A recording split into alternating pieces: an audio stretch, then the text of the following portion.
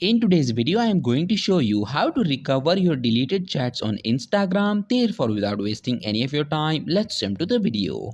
So in order to restore your deleted messages on Instagram, what you need to do is to open the Instagram application. Click on these three horizontal lines at the top right corner of your screens. Then tap on your activity. Now scroll down and click on the last option, download your information. Click on request a download. Now make sure that only your Instagram account is selected. Once you have done that, tap on next. Click on the second option, select types of information.